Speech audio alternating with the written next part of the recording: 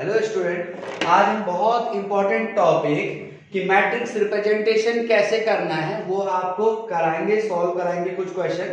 इसमें दो टाइप के क्वेश्चन आपके एग्जाम में आते हैं। It is very important topic of linear algebra. दो टाइप के क्वेश्चन आते हैं। एक तो जब स्टैंडर्ड बेसिस दी हो, स्टैंडर्ड बेसिस आपको पता ही है कि जैसे R2 के स्टैंडर्ड बेसिस क्या है, तो आप बोलोगे 1 0 एंड 0 1। R3 की स्टैंडर्ड बेसिस क्या है, आप बोलोगे 1 0 0 0 1 0 एंड 0 0 1। क्योंकि इनको स्टैंडर्ड बेसिस इसलिए बोलते हैं क्योंकि इन्हें लीनियर इंडिपेंडेंट हमें चेक नहीं करना पड़ेगा, हमें डायरेक्ट पता है कि these are the linearly independent vector. Okay, तो हमें दो टाइप से क्वेश्चन आता है कि भाई रिप्रेजेंटेशन करो, लेकिन जो बेसिस गिवन है तो पहले हम इसको करते हैं। तो पहला बेसिस हमें गिवन है 1 2 एंड 2 5। तो हमने लिखा FU1, क्या गिवन है U1, F12 इक्वल टू आ गया हमारा, हम कॉलम मैट्रिक्स यूज करेंगे 2 1 जा 2 एंड 3 2 जा 6। तो ये आ गया हमारा 8 2 1 जा 2 एंड y की जगह 2 रखा, 3 2 जा 6 8 एंड हियर 4 1 जा 4 माइनस 5 2 जा 10, 4 माइनस 10 हो गया माइनस 6। ओके स्टूडेंट, अब इसको हमने लिखा x और 1 2 प्लस y ऑफ 2 5। ध्यान से देखिए स्टूडेंट कैसे किया।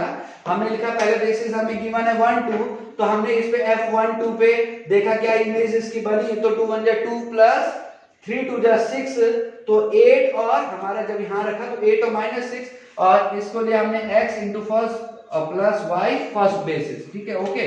तो अब हमारा बन गई इक्वेशन 8 माइनस 6, तो ये आ गया हमारे पास x प्लस 2y। यहाँ आप देखिए हमने कॉलम वेक्टर में लिखा है इनको x प्लस, और ये हो गया हमारे पास 5y। ओके, तो ये हमारी बन गई स्टूडेंट ए इक्वेशन हम लिख देंगे।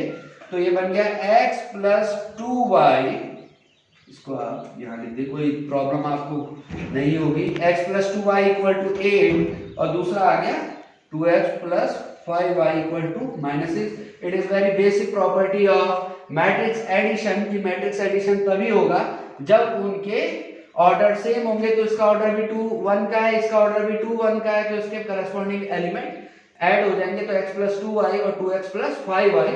और मैट्रिक्स कंपैरिजन भी तभी होगा, इक्वेट भी तभी हो सकता है जब इनका ऑर्डर सेम होगा। तो इसका भी ऑर्डर 2 1 है और इसका भी ऑर्डर 2 1 है, तो हमने करस्पॉन्डिंग टर्म को क्या कर दिया, कोरिलेट कर दिया। ओके स्टूडेंट, अब हमने इनको सॉल्व करना है।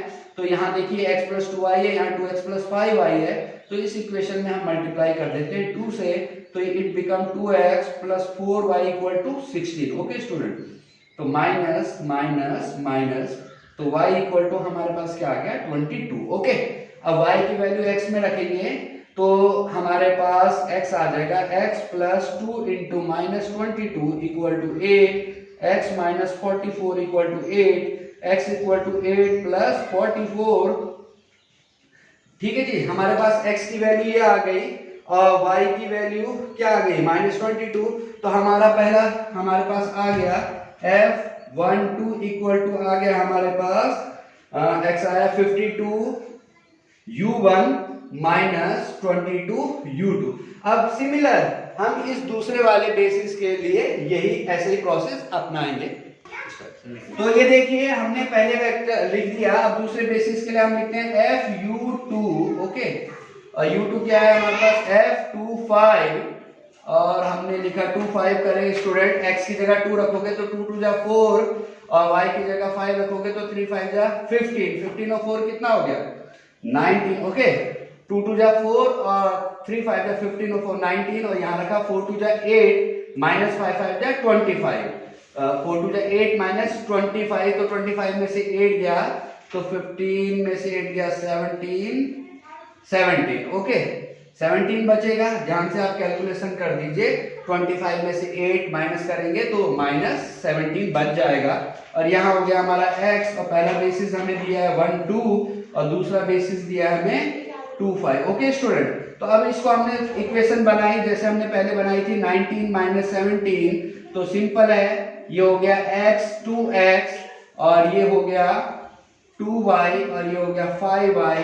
अब हमें पता है इसको ऐड कर दिया हमने, x प्लस 2y, ये अभी हमने डिस्कस किया कि मैट्रिक्स एडिशन कब पॉसिबल है, तो ये मुझे लगता नहीं दोबारा बताने की जरूरत है। अब नाउ कंपेयर कर दिया स्टूडेंट, तो ये आ गया x plus 2y equal to आ गया हमारा 19 और दूसरा आ गया हमारा 2x plus 5y equal to आ गया -17। ओके स्टूडेंट, तो हमारा बन गया, इसको हमने 2 से इंटू करेंगे तो ये सॉल्व हो जाएगा, मल्टीप्लाइड बाय 2, तो ये हो गया 2x plus 4y equal to 38।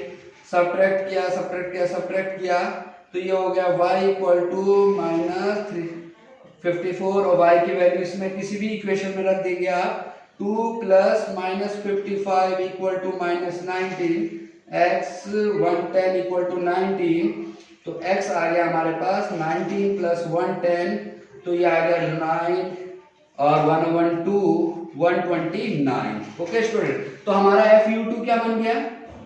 FU2 हमारा बन गया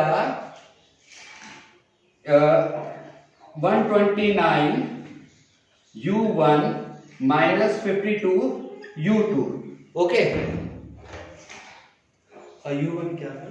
तो हमारे पास ये आया FU2 क्या आ गया हमारे पास 129 U1 माइनस 55 U2। ओके, और हमारे पास पहला क्या था, हमने जो सोल्व किया था FU1 52 U1 माइनस 22 U2, तो इसका मतलब हमारा मैट्रिक्स रिप्रेजेंटेशन आ चुका है। तो matrix representation FS equal to क्या हो गया, पहला हमारे पास पहले बेसिस से ये बना था 52 एंड माइनस 22, और दूसरे से क्या बना हमारा 129 और माइनस 55। ओके स्टूडेंट, तो ये है कि कैसे मैट्रिक्स रिप्रेजेंटेशन करना है, तो ये सिंपल तरीका हमने सीखा।